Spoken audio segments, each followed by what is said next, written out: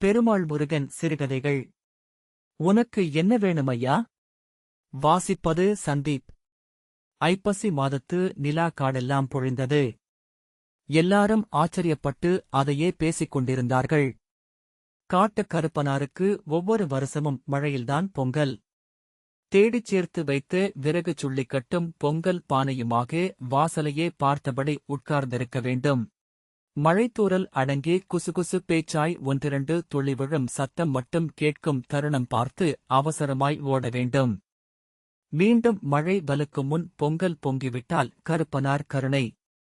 அடுப்பு அணைந்து மறுபடி பற்ற வைத்து பொங்கல் வேலையை முடிப்பதற்குள் பெண்களுக்கு பெரும்பாடு.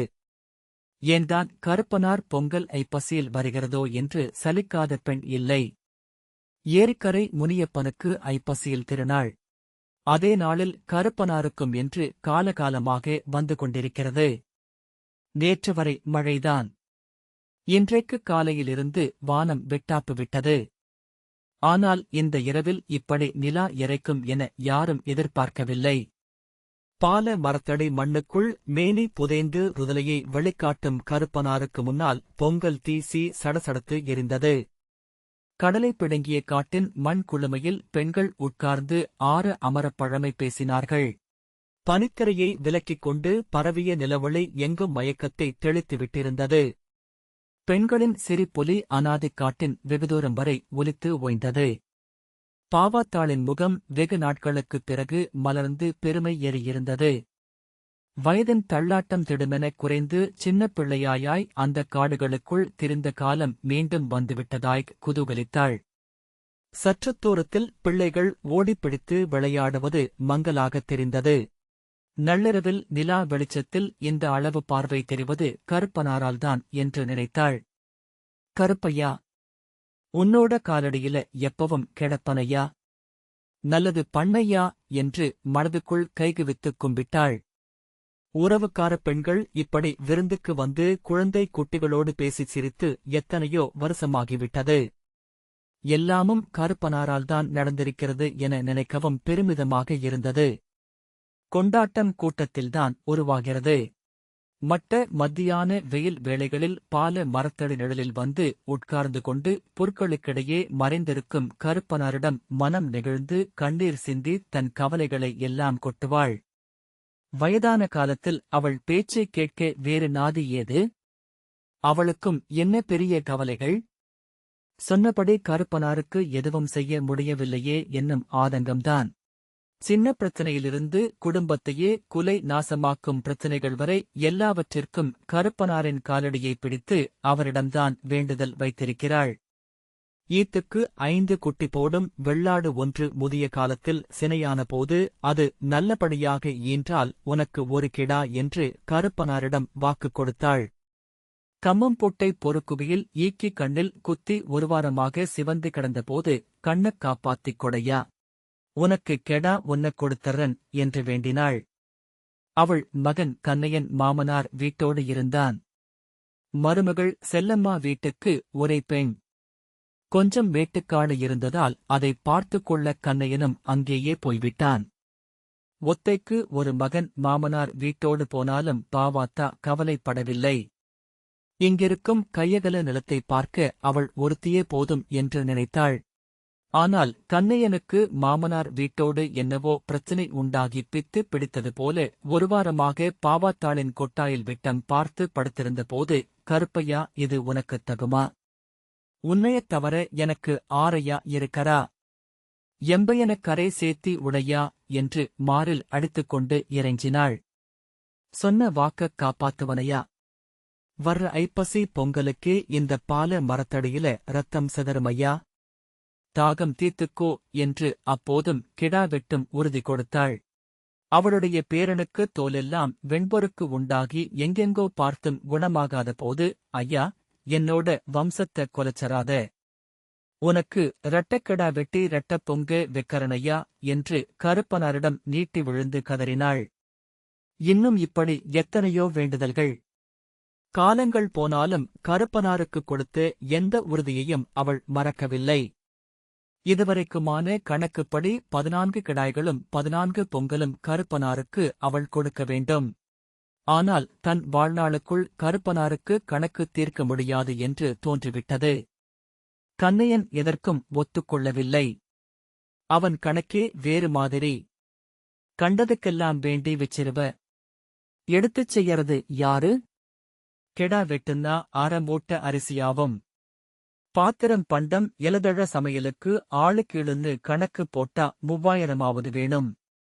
அதில்லாம ஊரு கூப்படப் போவோனும். அவனவன் வந்து நிறைய கொட்டி தின்னுட்டு போறதுக்கு நான் வேலைய விட்டுட்டு ஊரூரா போய் அழைக்கோணும். இதெல்லாம் நம்மளால முடியாது. வயசான காலத்துல என்ன முடியுமோ அத வேண்டிக்கோ. சாமிக்கு விளக்கு போடு. தேங்கா உடை. ஒரு நாளைக்கு முழு அவசியம் பண்ணு. நம்மள தொந்தரவு பண்ற வேலை வச்சுக்காது.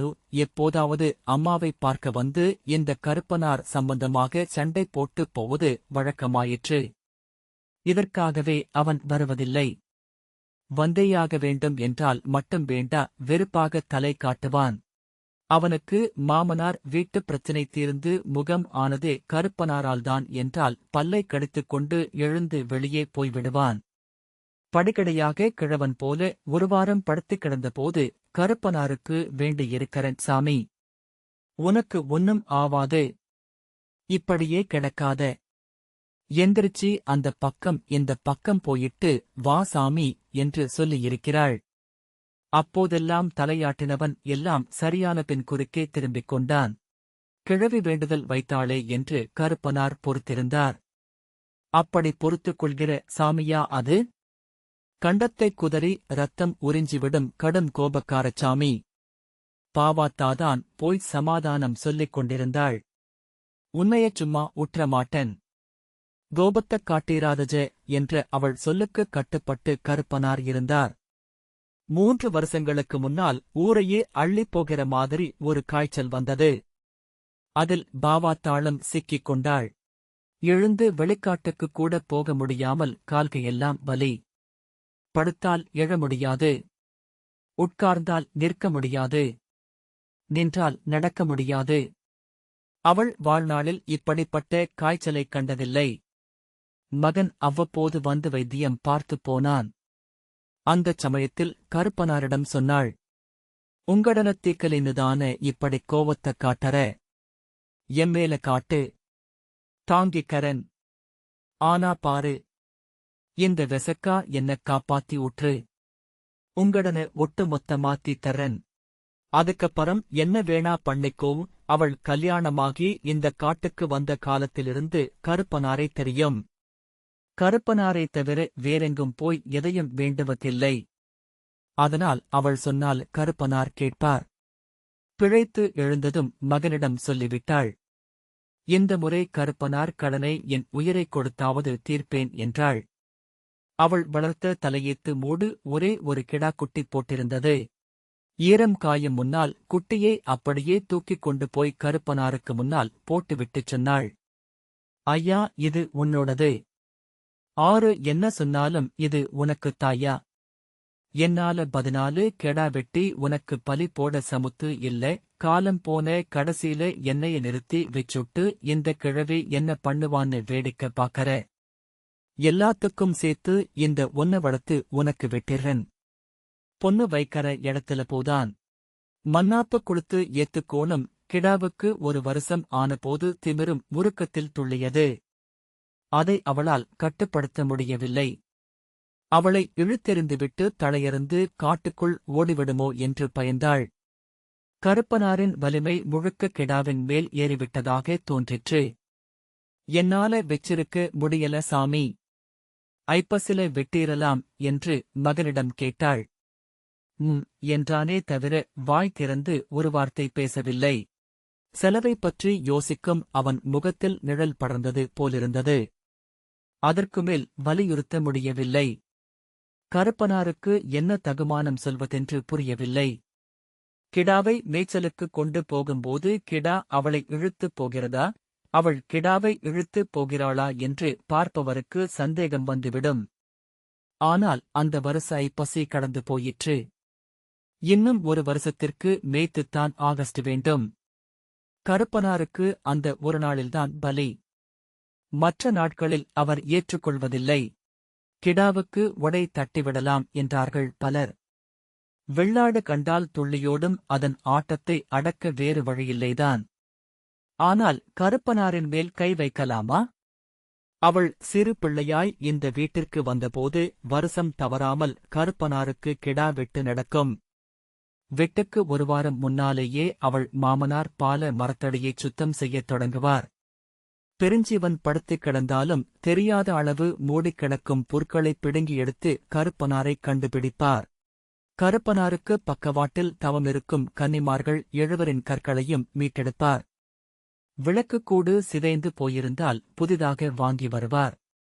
எப்போதோ நடப்பட்ட வேலின் மணிகளை மாற்றுவார். கொஞ்ச நாட்கள் காற்றில் மணிகள் ஓசை எழுப்பிக் கலகலத்துக் கொண்டிருக்கும். அப்போது வெட்டிய ஒரு கிடா துள்ளிக் குதித்து அடங்க மறுத்தபோது சொந்தக்காரர் ஒருவர் சொன்னார், உடையடிச்சு உட்டிருக்கலாமுல்ல என்று. அதற்கு அவள் மாமனார் சொன்ன சொற்கள் இன்று போல அவள் காதில் ஒலித்துக் கொண்டிருக்கின்றன. கெடாய கருப்பனாருக்குன்னு எப்ப உட்டுட்டமோ அப்பவே அதுமேல கருப்பனாரு வந்துடுவாரு. கருப்பனாரும் கெடாயும் வேற வேற இல்ல. கெடா மேல கைய வெச்சா அது கருப்பனாரு மேல வைக்கிற மாதிரிதான். கருப்பனார் கெடாயை கையாலோ தடியாலோ அடிப்பது கூடாது என்றபின் இடுக்குக்கோல் போட்டு உடை அடித்தால் அது கருப்பனாரின் வலிமையை நசுக்குவது மாதிரிதானே. கருப்பனார் எல்லாவற்றையும் விருத்தி செய்யும் வெள்ளாமை காட்டு தெய்வம். கிடா தன் இனத்தை விருத்தி செய்ய முடியாமல் விதைகளை நசுக்கிவிட்டால் அது கருப்பனாருக்கு பலியாகுமா? தன்னையே இழுத்து கிடா தள்ளிவிட்டாலும் கூட பரவாயில்லை என்று சொல்லி உடை அடிக்க அவள் ஒப்புக்கொள்ளவில்லை. கண்ணையன் வெள்ளாட்டு மேல கெடா உழுந்துச்சின்னா கறி முச்சையடிக்கும்னு சொல்றாங்கம்மா. உடையடிச்சு புடலாம் என்றான். எடே, கெடா கருப்பனாருக்கா நம்மளுக்கா? கருப்பனாரு சப்பிப் போட்ட சக்க கறிதான் நாம திங்கறது. தெரிஞ்சுக்கோ என்று அடக்கினாள். கிடாயை அதட்டிக் கூட கூப்பிடமாட்டாள். கருப்பையா என்று வாய் நிறைய பேர் சொல்லி அழைப்பாள். தினமும் 2 வெள்ளாடுகளாவது கருப்பையாவை தேடி வந்துவிடும். 4-5 ஊர்களுக்கு அப்பால் இருந்து கூட வெள்ளாடு கொண்டு வருவார்கள். வெள்ளாட்டுக் கவச்சியை வெகு தூரத்தில் பிடித்துவிட்டு கருப்பையா ஆட்டம் போடுவான். கயிற்றை அறுத்துவிடுகிற மாதிரி இழுப்பான். அட இரு கருப்பையா, பக்கத்துல வரட்டும், உன்னைய அவுத்து உற்றன், பொறுத்துக்கோ என்பாள். கயிற்றையே கழுத்தில் போடாமல் சுதந்திரமாக எங்கும் சுற்றி வரும்படி விட்டுவிட வேண்டும் என்பதுதான் அவள் விருப்பம். எங்கெல்லாம் கருப்பையா தேவைப்படுகிறானோ அங்கெல்லாம் உடனே போய் இந்த பூலோகம் முழுக்க தன் வம்சமாகப் பெருக்கட்டும் என்பதுதான் நினைப்பு. ஆனால் ஐப்பசியில் பலியிட எங்கே போய் தேடுவாள்? வெள்ளாடு கொண்டு வருபவர்கள் மடியிலிருந்து பணத்தை எடுத்து நீட்டுவார்கள். அதை ஏறெடுத்தும் பார்க்க மாட்டாள். கருப்பையாவை வைத்து பணம் சம்பாதிப்பதா? வெள்ளாட்டுக்காரர்கள் பாவு அதிகம் வாங்காட்டிப் போவுது. இந்த 4 காசை வெச்சுக்க வெத்தல புவையில வாங்கிக்க என்பார்கள். நீட்டு வெத்தல போட்டுத்தான் காவியேறுதா என்று சொல்லி மறுத்து விடுவாள். கிடா வெட்டு செலவுக்கு பணம் சேர்க்க வேண்டும் என்று அவள் முயன்றபோது வெள்ளாட்டுக்காரர்களிடம் பணம் வாங்கலாமா என்று மனதில் லேசான தடுமாற்றம் தோன்றியது. அப்படித் தோன்றியபோது பால மரத்தடிக்குப் போய் உட்கார்ந்து விட்டாள். எம்மரசுல இப்படி ஒரு எண்ணத்தை நீ கொடுக்கலாமா? இவ கிழடி எங்கிருந்து பணம் சேர்க்கப் போறா? இப்படியாச்சும் ஒராசையக் கொடுத்து பார்க்கலாம்னு நினைச்சையா? இந்த மனசத்துள்ள துடிக்க அறுத்தெடுத்து முன்னால வெச்சாலும் வெப்பனே தவிர உன்னை வெச்சு பணம் சம்பாதிக்க மாட்டனப்பா என்று அன்றைக்கெல்லாம் அங்கேயே புலம்பிக் கொண்டிருந்தாள். கருப்பையாவின் புகழ் எல்லா திக்கிலும் பரவி அவள் காதுக்கு வந்து கொண்டிருந்தது. பணம் வாங்கினால் அந்த வார்த்தைகள் யார் வாயிலிருந்தாவது வருமா? உங்கிடா ஒரு முதிதான் முதிச்சது, அப்படியே சென நின்னு போச்சாயா என்பார்கள். இந்த பக்கத்துக்கே பாவா கெடா இல்லீனா வெள்ளாட்டுக்கெல்லாம் என்னதான் பண்டதோ போ என்று எத்தனையோ பேர் சொல்லிப் போயிருக்கிறார்கள். 2வது வருஷ ஜெய்பசியும் கெடாவை உயிரோடு விட்டுவிட்டு கடந்தபோது பாவாத்தா 2 நாள் படுகடையாகிவிட்டாள். இனிமேல் மகனை நம்பிப் பயனில்லை என்றானது. கிடா கிழடு தட்டிப்போய்ச் சோர்ந்து நடமாடுவதை பார்த்துக் கொண்டிருக்க முடியாது. கருப்பனாரின் இயலாமையை ஊருக்குக் காட்டவா கிடா வேண்டுதல்? யாரையும் அழைக்காமல் கிடாவை வெட்டிக் கறி பிரித்து ஏழை பாழைகளுக்கு கொடுத்துவிடலாம் என்று யோசித்தாள். பெரிய கிளறவக் குறைச்சலாகிவிடும். சாகப் போகிறவளுக்கு என்ன கிளறவம்? சந்ததிதோறும் தொடரும்படி ஓர் அவப்பெயரை உண்டாக்கிப் போகவா தனக்கு விதித்திருக்கிறது என நொந்து கொண்டாள். அவள் சம்பாத்தியம் வாய்க்கும் வயிற்றுக்குமே போதுவதில்லை. மேம்பான காட்டு வேலைகள்தான் செய்ய முடிகிறது. ஒண்டி என்றாலும் சோறு ஆக்க வேண்டியிருக்கிறது. எதையாவது போட்டுச் சாரும் காய்ச்ச வேண்டும். தேரும் திருநாளும் வரும்போது பேரக்குழந்தைகள் கையில் தனக்கு தக்கன வகையில் ஏதாவது கொடுக்க வேண்டும். கோயில் வரைக்கு மகனை எதிர்பார்க்க முடியுமா? கணக்கு பார்த்தால் மிகைச் செலவு வெற்றிலை பாக்கும் புகையிலையும் மட்டுமே. கெடா விட்டுட்டன். அத எடுத்துக்கறதுக்கு ஏன் தாமசம் பண்ற? உனக்குத் தெரியாத வழியா? எதுனா ஒரு வழியக் காட்டு. அது இருட்டா இருந்தாலும் பரவால்ல, கோலு குச்சிய ஊனிக்கிட்டு நடந்திருவன் என்று கருப்பனாரிடமே முறையிட்டு அழுதாள். காலம் முழுக்க உங்காலடியிலே கிடந்து அழுதிட்டன். காலம் போன கடைசியிலே இந்த உயிரத் தவிக்க உற்றாத. நிம்மதியா என்ன கொண்டு போய்ச் சேரு என அவள் உருகியுருகித் தவித்தாள். கருப்பனார் மனித வடிவம் கொண்டிருந்தால் 4 வார்த்தை சொல்லித் தேற்றி மடிக்கிடத்தி முதுகு வருடிப் பெரும் ஆறுதலைக் கொடுத்திருக்கக்கூடும். நேரடியாக எதையும் செய்தால் அப்புறம் என்ன கருப்பனார்? அன்று இரவு சமையலுக்காக செலவுப் பெட்டியை உருட்டிக் கொண்டிருந்த போது துணி முடிச்சு கைகளில் சிக்கியது. பிரித்து விளக்கு வெளிச்சத்தில் பார்த்தாள். காதுக்கொப்பு 2ம் மின்னின. அவளே மறந்து போய்விட்ட நகை. 20 வருஷத்திற்கு முன் அவள் புருஷன் இறந்தபோது கழற்றி முடிச்சிட்டு செலவுப் பெட்டியின் ஒரு தடுப்புக்குள் போட்டதுதான். அதைப் பற்றிய நினைவை இவ்வளவு காலம் மறக்கடித்துவிட்டு இப்போது கருப்பனார் கொடுத்திருக்கிறார். அவருக்காகவே புதையல் போல விழுந்திருந்த காதுக்கொப்பு. ஆவலோடு அவற்றைக் கையில் பரப்பிப் பார்த்துக் கொண்டிருந்தாள். புதுப்பெண்ணாக புகுந்த வீட்டுக்கு அவள் வந்தபோது காதில் போட்ட நகை அது. அப்போது அதன் விலை வெறும் 15 ரூபாய். கருப்பனார் பொங்கலுக்கும் கிடா வெட்டுக்கும் தாராளமாக போதுமளவு பணம் கிடைக்கும் இப்போது.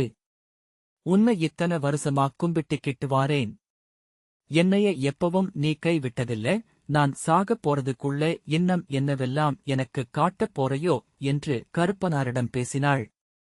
மறுநாள் காலை பளிச்சென்று விடிந்தது. இத்தனை தூய்மையான வெண்ணிற காலை பொழுதைக் கண்டு வெகுநாட்களாகிவிட்டதாக உணர்ந்தாள். தலையை ஆட்டி அவளை நோக்கிக் கத்திய கருப்பையாவை வாஞ்சையாகப் பார்த்து, இந்த ஏழ சொல்லும் அம்பலம் ஏறுதையா என்றாள். அப்போது மணற்காட்டுச் சென்றாயன் கருப்பையாவிடம் வாக்கு கேட்கவென்று வந்தான். கிணற்றுக்குப் போய் நிறைகுடமாக சேந்திய நீரில் ஒரு சொம்பு எடுத்து அதில் மஞ்சளும் சிவப்பும் கலந்தாள். வேப்பிலையை உருவி உள்ளே போட்டாள். கிழக்கு முகமாக நின்று, ஐயா, நீ நல்ல வார்த்தை சொல்லுவீன்னு வந்திருக்காங்க, ஏமாத்திப் புடாதையா என்று மனத்துக்குள் வேண்டினாள். சென்றாயனும் கும்பிட்டான். சொம்பு நீரால் கிடாயின் கால்களைக் கழுவினாள். தன் காரியத்தை மனத்துக்குள் சொல்லி, செய்யலாமா வேண்டாமா வழிகாட்டு கருப்பனாரே என்று கீழே விழுந்து மீண்டும் கும்பிட்டான் சென்றாயன்.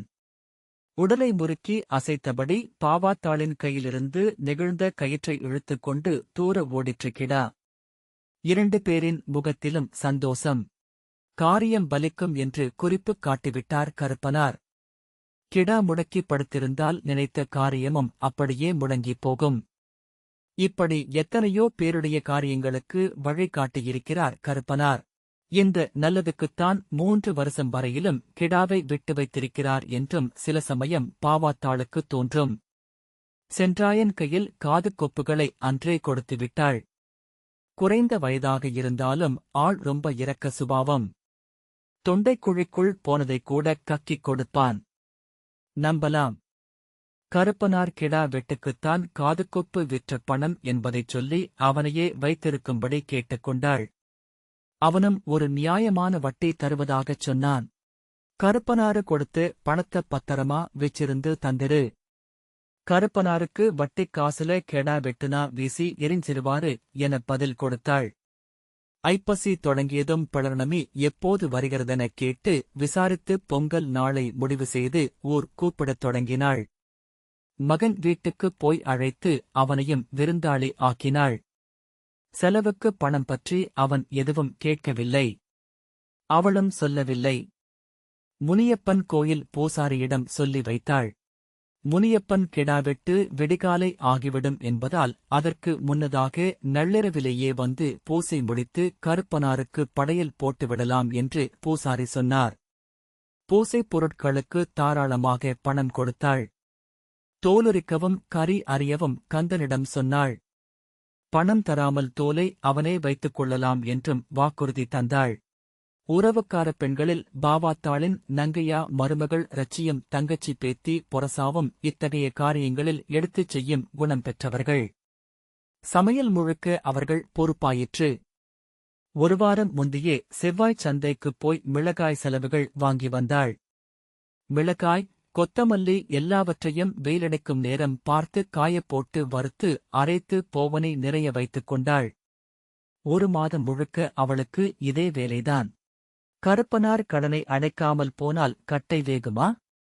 இதோ எல்லாம் கூடி வந்துவிட்ட அருமையான இரவு. சீப்படக்கூடாது என்று கருதித்தான் மழையை நிறுத்தியிருக்கிறார் கருப்பனார். அது மட்டுமா? நிலா என்கிற பெருவிளக்கை ஏற்றிக் காடெல்லாம் வெளிச்சத்தை வீசியிருக்கிறார். குளிர்மண்ணில் வட்டமாய் உட்கார்ந்து பெண்கள் வெங்காயம் உரித்துக் கொண்டே பழமை பேசினார்கள். செல்லம்மா பாங்கல் அடுப்பிடம் நிற்கிறாள். ஆண்கள் அங்கங்கே நின்று கொண்டும் களின் மேல் உட்கார்ந்து கொண்டும் பூசாரிக்கு பாங்கு சொல்கிறார்கள். மரத்தடிக்கு கொஞ்சம் தள்ளிக் குட்டி பனங்கருக்கு ஒன்றில் கிடாண்டியிருக்கிறது. அம்மா தன்னிடம் ஏதும் பணம் கேட்க மாட்டாள் என்று தெளிவாகிவிட்டதால் மகன் சந்தோஷமாக காரியங்களில் 7-8 டவோ லந்து கொள்கிறான். சொந்தக்காரர்களிடம் முகப்பூர்ப்போடு அவன் பேசி பாவாத்தா இப்போதுதான் பார்க்கிறாள். எல்லாம் கருப்பனார் செஞ்ச மாயம் என்று நினைத்துக் கொண்டாள். அம்மோ, கெடா நல்லா தாற்றிக்கமா இருக்குதே. இதுக்கேத்த சனம் கூப்பிட்டிருக்கறாயா? நங்கையா மருமகள் ரச்சிக்கு நல்ல சந்தேகம்தான். நீயொருத்தி போதாதா? இன்னும் சனம் கூப்பட வேணுமா? யாரோ ஆண் குரல் கேலி செய்கிறது. குரல்களைப் பிரித்துப் பார்க்கும் அளவுக்கு இப்போது காதில்லை. முறைக்கார ஆண் யாரோ என்று மட்டும் தெரிகிறது. கேலுக்கு ரச்சி மட்டும் விட்டவளா? மாமனவங்க வந்திருக்கீங்களா? அது தெரியாம கேட்டுப் புட்டேன். தின்னது போவ மிச்சமிருந்தா டவுசர் பாக்கெட்டுக்குள்ள போட்டுக்கிட்டு போயிருவீங்களே. அட இல்லையாத்தா. 4 தொடையையும் அப்படியே வக்கச் சொல்லிர்றேன். 4 நாளைக்கு தங்கியிருந்து மொட தீர தின்னுட்டு போ. ஆமாயு ஆமா. நாங்க இந்த மொச்சக்கறிய பாத்திருக்கறமா ஒன்னா? எங்களுக்குத்தான் மொட. நீங்க வையாபுரிக் குடும்பம்லு பேச்சு எங்கெங்கோ திசை மாறிப் போவதை பாவாத்தா உணர்ந்தாள். சந்தோஷக்களைக் கட்டும் நேரத்தில் ஏதாவது ஏடாகூடமாகி சச்சரவு வந்துவிடக்கூடாது. சொற்களில்தான் சந்தோஷத்தின் சூட்சுமமும் துயரத்தின் உற்பத்தியும் முடங்கிக் கிடக்கின்றன. பாவாத்தா தலையிட்டாள். ரச்சிக்கண்ணு 3 வருஷத்துக் கெடானாலும் மொச்சக்கிச்ச ஒன்னும் அடிக்காது. இது கருப்பனாரு கெடா. இந்த 3 வருஷமா கருப்பனாரோட உசுருதான் இந்த கெடாக்குள்ள நிக்குது பாத்துக்கோ. அவரு மொச்சைய நம்மளுக்கு தரமாட்டாரு. கோவக்காரச்சாமி. கன்னத்துல போட்டுக்கிட்டு வெங்காயத்த தொலி ஆயா என்று பாவாத்தா சொன்னதும் அப்படியாமா என்று அவள் எழுந்து போய் கருப்பனாருக்கு முன் நின்று கும்பிட்டு வந்தாள். அப்புறம் பேச்சு வேறு போக்கில் தொடர்ந்தது. பாவாத்தா கிடாயைப் பார்த்தாள். நிலவொளியை உறிஞ்சிக் கொண்டு கண்கள் கிறங்க அசை போட்டபடி படுத்திருந்தது. எந்த விங்கனமும் இல்லாமல் நல்லபடி நடக்கும் கெடாவெட்டு என்று மனதிற்குப்பட்டது. 3 வருஷமாக ஒரு நாளும் பிரிந்திராமல் தனக்குத் துணையாக இருந்த கிடா இது என்னும் எண்ணம் உண்டாயிற்று. அதனால் என்ன கருப்பனார் கிடா வடிவில் இருந்தார். இனி வேறு ஏதாவது வடிவம் கொள்வார் என திடம் கொண்டாள். பொங்கல் வேலை முடிந்து செல்லம்மா பொங்கல் பானையை சாமிக்கு முன்னால் கொண்டு போய் வைத்தாள். பூசைக்கு எல்லாம் தயாராக வைத்திருந்த பூசாரி பொங்கலுக்குள் ஆப்பை போட்டு தோண்டி இலையில் ஒடுக்கஞ்சோறு எடுத்து வைத்தார். பூசையாவது வாங்க என்று சத்தமாக வார்த்தை சொல்லிவிட்டு அவர் காரியத்தை கவனிக்கலானார். வாயை துணியால் கட்டிக்கொண்டார். கருப்பனாருக்கும் முனியப்பனுக்கும் இதுதான் வழமுறை. மரத்தைச் சுற்றியிருந்து இருளை மண்விளக்குகள் போக்கிக் கொண்டிருந்தன. சேகண்டி சத்தம் முழங்கியது. உற்சாகமாய் கத்திய கோட்டானின் குரல் அதற்குள் அடங்கிற்று. பாவாத்தாளின் மனதுக்குள் கருப்பனாரின் நெடுநெடுத்து உருவம் ஓங்கி நின்றது. எந்த குறை இருந்தாலும் மன்னிச்சுக்கையா என்று வேண்டினாள். எல்லாம் ஓய்ந்தது. மழைக்கால பூச்சிகள் இடைவிடாது ரீங்கரிக்கும் ஓசை மட்டும். கெடாயக் கொண்டாங்க என்றார் பூசாரி.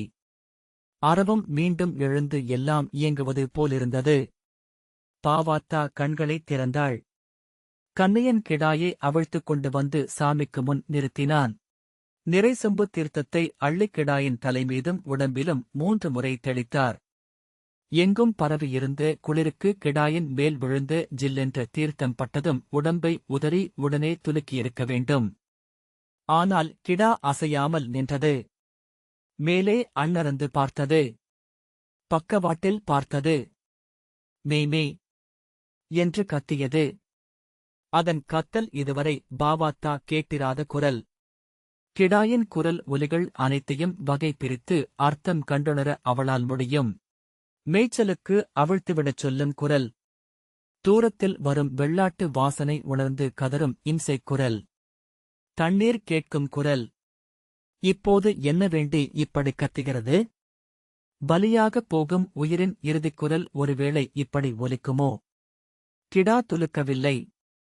பூசாரி மறுபடியும் தீர்த்தம் போட்டார்.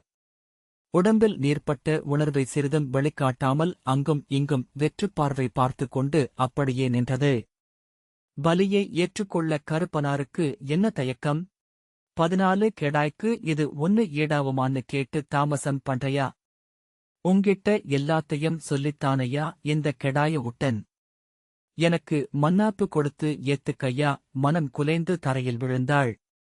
கூப்பிய கைகள் கருப்பனாரின் காலடியில் பட்டு இறைஞ்சின. பாவாத்தாளின் பேரனிடம் கிடாயின் கயிற்றைக் கொடுத்துவிட்டு கண்ணையனும் விழுந்து கும்பிட்டான். என்னோட வசதிக்கு உனக்கு தாராளமா செய்யற மாதிரி என்னைய நீ வெக்கல. காரணம் சொல்றன்னு நினைக்காத. எதுனாலும் மன்னிச்சுக்கக. உன்னையவே நினைச்சுக்கிட்டு இருக்கிற எங்கம்மாவ பார்த்து ஏத்துக்கையா என்று அவன் மனதுக்குள்ளேயே நெகிழ்ந்து கருப்பனாரிடம் கெஞ்சியிருக்கலாம். கருப்பனார் இறங்கவில்லை. தீர்த்தத்தால் கிடா கிட்டத்தட்ட குளித்துவிட்டது. பூசாரி, பாவு, நீ வந்து கெடாயப்புடி ஆயா. இது ஆங்கார சாமி. என்னத்த மனசுல வெச்சிக்கிட்டு இப்படி பண்ணுதோ தெர்ல என்றார். கிடா கயிற்றை பாவாத்தா பிடித்தாள். லேசாக பூத்தூரல் தொடங்கியது. தளக்கமாக கயிற்றை விட்டு கிடாயின் போக்கில் நகர்ந்தாள். விளக்குகள் அசைந்தாடின. கிடாயின் நிழல் பேய் போல் அவள் மேல் விழுந்தது. அவளை நிமிர்ந்து பார்த்த கிடா சட்டென உடலை குலுக்கி மயிர் சிலம்பத் துலுக்கியது. யாரோ கில்லலக்க கில்லலக்க என்று கத்தினார்கள். பூசாரி ஊ ஊ என்று சத்தம் எழுப்பினார். கிடாயின் கயிற்றைக் கழுத்துக்கு அருகில் பிடித்துக் கொண்டான் கண்ணையன். மறுதலுக்கு துலுக்க விடக்கூடாது. பூசாரி அரிவாளை எடுத்தார். கருப்பனாருக்கு பலி என்றால் ஒரே வெட்டில் தலை துடித்து விழ வேண்டும். அதற்கேற்ற மாதிரி சொனப்பாக அரிவாள் இருக்க வேண்டும். கருப்பனார் முகத்தில் ரத்தம் தெறிக்கிற வாகில் கிடாயை திருப்பச் சொன்னார். பெண்கள், குழந்தைகள் எல்லாரும் மரத்தடியை விட்டு நகர்ந்து காட்டுக்குள் போய் நின்றனர். குழந்தைகள் பயந்துவிடக் கூடாது என்று அங்க பாக்காத என்று அம்மாக்கள் முகத்தை சேலைக்குள் அழுத்திக் கொண்டனர். அப்படியும் சில குழந்தைகள் ஆர்வ மிகுதியால் திமிரி அங்கேயே கண்கொட்டாமல் பார்த்தனர். பூசாரி அரிவாளை ஓங்கிக் கிடாயின் கழுத்தை நோக்கி வேகமாக இறக்கினார். ஆனால் கிடா துள்ளிக் கண்ணையனை கீழே தள்ளிவிட்டு எதிர் திசையில் காட்டுக்குள் புகுந்து ஓடியது. பூசாரியின் அரிவாள் தரையில் குத்தி நின்றது. கருப்பனார் கோயிலுக்குத் தென்புறம் 4-5 காடுகள் கடந்தபின் பெரும் ஓடைப்பள்ளம் இருந்தது. அது எங்கே தொடங்குகிறது என்பது யாருக்கும் தெரியாது. வெகுதூரத்தில் இருந்து வருகிறது என்று மட்டும் சொல்வார்கள். கிளை ஆறு ஒன்றின் அளவுக்கு அகலம் கொண்ட அந்த பள்ளம் நெடுகச் சம்பங்கோரைகளும் சீமைக் கருவேல மரங்களும் அடர்ந்து கிடந்தன. பல ஏரிகளில் போய்ச் சேர்ந்து கடைசியாக காவிரி ஆற்றை அடைகிறது என்று சொல்வார்கள். மழைக்காலங்களில் நீரோடும் சலசலப்பை கேட்கலாம். பகல் நேரத்தில் அருகே போனால் ஓடும் நீரின் மினுங்கலை மரச்சந்துகளில் காணலாம். கோடை நாளில் அதனுள்ளே ஆடுகள் மேயும். சீமைக் கருவேல மரத்தின் மஞ்சள் காய்கள் பொன் வளையங்களாய் விழுந்து கிடக்கும்.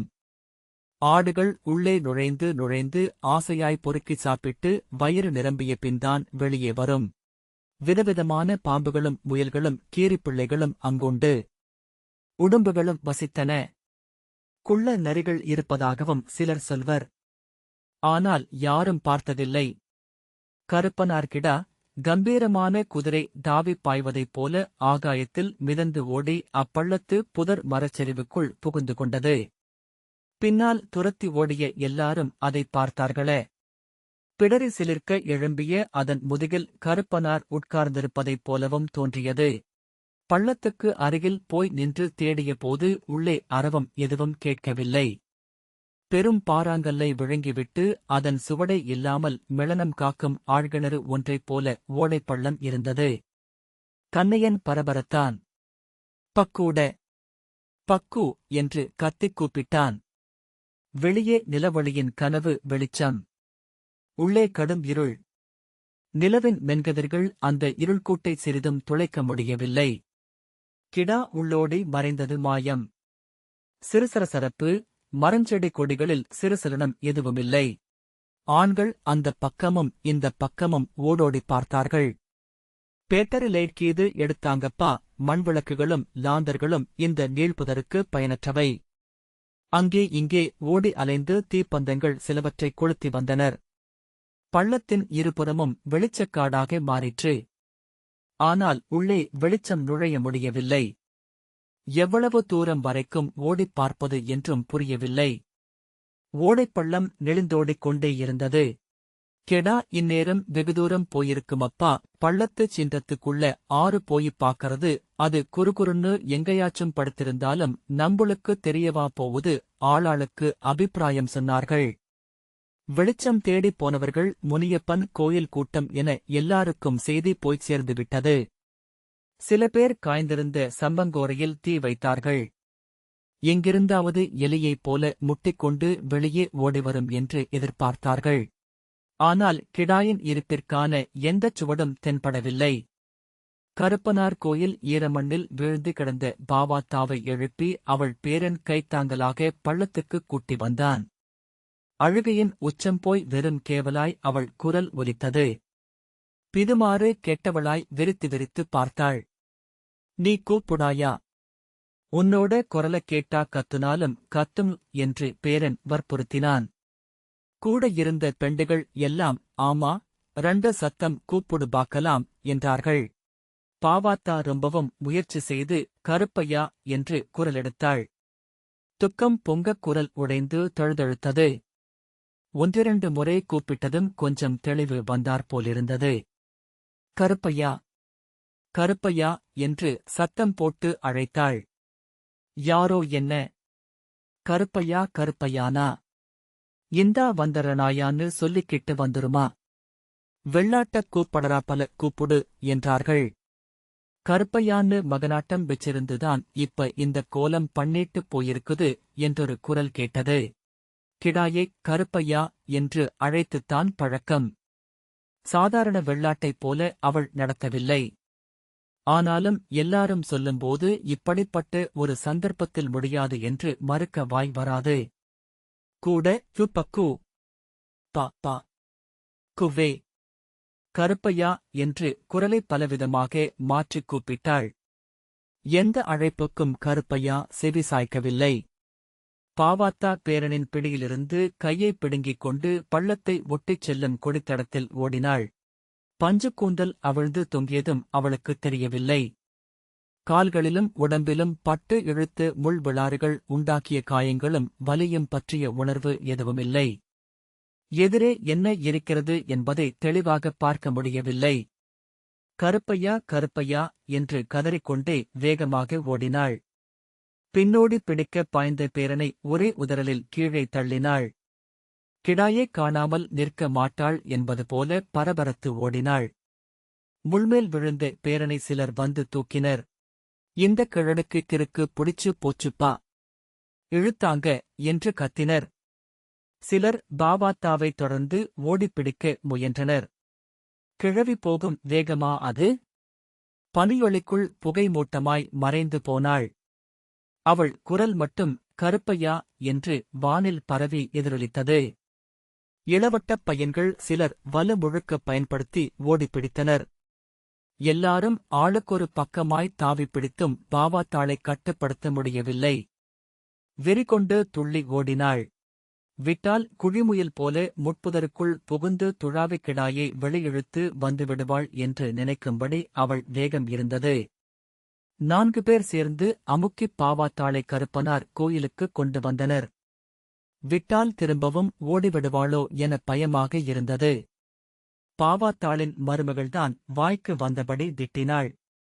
ஆளுக்கொரு பக்கம் தடுமாறிக்கிட்டு இருக்கறாங்க, நீ வேற இந்த கச்ச கட்டறையா? வயசான காலத்துல ஓடுண்டு வாசலுண்டுன்னு இருக்காம அதுக்கு வேண்டரன் இதுக்கு வேண்டரன்னு இந்த கூத்துக்கட்டரல் திட்டுக்களை எல்லாம் உணரும் நிலையில் பாவாத்தா இல்லை. பாலமரத்தடியில் போய் விழுந்தாள். கற்களும் தெரியவில்லை, செடிகொடி எதுவும் தெரியவில்லை. முனகிக் கொண்டே கிடந்தாள். திடுமென எழுந்து அகாலத்தில் உளையிடும் நாய் போல ஓங்கிக் குரலெடுத்து ஓய்ந்தாள். அவள் ஒரு நிலையில் இல்லை. சில நேரம் மயங்கிக் கிடப்பவளாகவும் சில நேரம் தெளிவோடு கருப்பையா என்பவளாகவும் இருந்தாள். அவள் நெஞ்சு இடைவிடாமல் கருப்பனாரோடு பேசிக்கொண்டே இருந்தது. நான் வந்த நாள்ல இருந்து உன்னத் தவிர எனக்கு யாரத் தெரியும்? உன்னையே நம்பியிருந்த என்ன இப்படி அந்தரத்துல விட்டுட்டியே? உனக்கு என்ன வேணும், உனக்கு என்ன வேணும் என்று அவள் கேட்டபடியே இருந்தாள். அவள் உள்பேச்சின் துணுக்குகளாக என்ன வேணும் என்பது மட்டும் அவ்வப்போது ஒலிக்கு அடங்கியது. கிடாயைத் தேடிச் சலித்து சோர்ந்து போனார்கள். அடுத்து என்ன செய்வதென்று யாருக்கும் தெரியவில்லை. இதுநாள் வரை இப்படி ஒரு நிலை ஏற்பட்டதில்லை. சாமிக்கு நேர்ந்துவிட்ட கிடா திருட்டுப் போயிருக்கிறது, நோய் வந்து செத்துப் போயிருக்கிறது.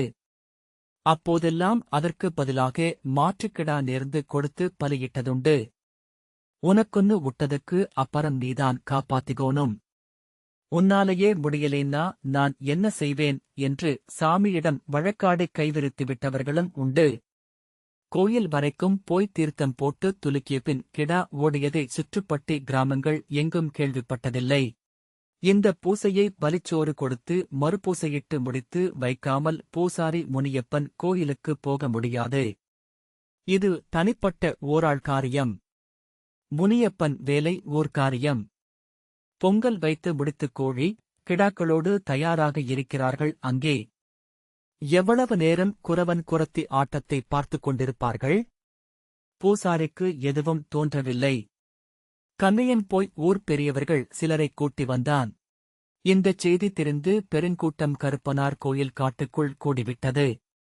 இது ஊருக்குப் பெருங்கேடு வரப்போவதன் அறிகுறி என்று சிலர் பேசினார்கள். பாவாத்தா என்ன தப்பு பண்ணுனாளோ, கருப்பனாரு பலி ஏத்துக்கல என்றார்கள். நேரம் சாமத்தை கடந்துவிட்டது. எல்லாரும் கூடி பேசியும் ஒரு முடிவுக்கும் வர முடியவில்லை. இன்னொரு கிடாயைக் கொண்டு வந்து வெட்டிவிடலாம் என்று சொன்னால் துலுக்கிய கிடாய்க்கு பதிலாக இன்னொரு கிடா எப்படி என்று கேள்வி வந்தது. பதிலாக ஏதாவது செய்தாக வேண்டும்.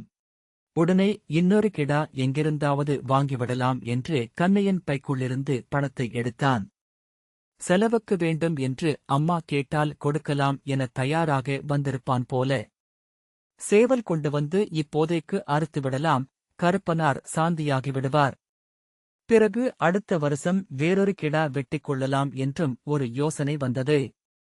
இத்தனை வருஷத்துல கருப்பனாரு பலியேத்துக்காம போனதில்ல, இப்ப ஏதோ அதுக்கு குறை. அதத் தெரிஞ்சு நிவர்த்தி பண்ணாம கருப்பனாரு கோபம் அடங்காது பாத்துக்கங்க. படிகிழவர் ஒருவரின் அனுபவம் பேசியது. கண்ணையனுக்கு பெருத்த அவமானமாக இருந்தது. ஊரே கூடி என்னமோ குறை என்று சொல்வது அவனைக் குத்திக் காட்டுவது போலிருந்தது. அம்மா என்ன வேணுமென்று புலம்பியபடி அப்படியே கிடக்கிறாள். சாமிக்கு வேண்டியது அவனில்லை. அவனுக்கும் இதற்கும் ஒரு சம்பந்தமும் இல்லை. என்ன காரணம் என்று கண்டுபிடிப்பது? சட்டப்பொட்டுன்னு ஏதாச்சும் செஞ்சு முடிங்கப்பா. நேரமாவ அங்க முனியப்பன் கோபிச்சுக்குவாரு என்று வாலிபக் குரல் ஒன்று சொல்ல எல்லாரும் சிரித்தார்கள். அதற்குள் தட்டாமாலை போல கையை உயர்த்தி மூளை முறித்தபடி பெண்ணொருத்தி உச் உச் என்று சத்தம் எழுப்பினாள். அவளைச் சுற்றிக் கூட்டம் சூழ்ந்தது. கொஞ்ச நேரம் ஈரமண்ணில் சுழன்று ஆடினாள்.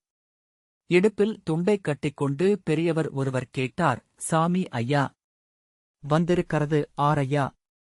ஒரு வார்த்தை சொன்னாத்தான தெரியும். நானா?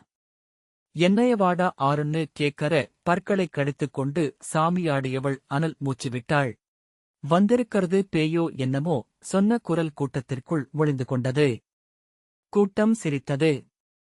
இந்தச் சமயத்தில் சிரிப்பது பொருத்தமல்ல என சிலர் வாய்க்குள்ளாக அடக்கிக் கொண்டனர். பாவாத்தாள கூட்டியா சொல்றன் என ஆணையிட்டு விட்டுச் சாமி மறுபடியும் வேகமாக சுழன்றாடத் தொடங்கியது. மகனும் பேரனும் ஓடிப்போய் பாவாத்தாளைத் தாக்கினார்கள். பாலமர வேரில் ஒட்டிக் கொண்டு கிடந்தாள். மரப்பட்டையை உரிப்பது போல அவளை இழுத்தெடுக்க வேண்டியிருந்தது. சாமி கூப்பிடுது வாயா என்று பேரன் எரிச்சலோடு கையைப் பற்றி இழுத்தான். குழந்தையின் களங்கமற்ற பார்வையோடு அவனைப் பார்த்து, உனக்கு என்ன வேணும் என்றாள். ஆளுக்கொரு பக்கம் பிடித்துத் தூக்கினார்கள். நிற்கவே மறுத்தாள். கொஞ்ச தூரத்தில் காட்டுக்குள் சாமி இன்னும் உச் என பெருமூச்சு விட்டு ஆடிக்கொண்டிருந்தது. வாயா என்று காட்டுக்குள் இழுத்தான். கால் மடக்கிக் கீழே சரிந்தாள். உனக்கு என்ன வேணுமையா என்றாள் அவள். ஒரு சொம்பு தண்ணீரைக் கொண்டு வந்து அவள் முகத்தில் சடாரெனத் தெளித்ததும் கொஞ்சம் உணர்வு வந்தது போலிருந்தது.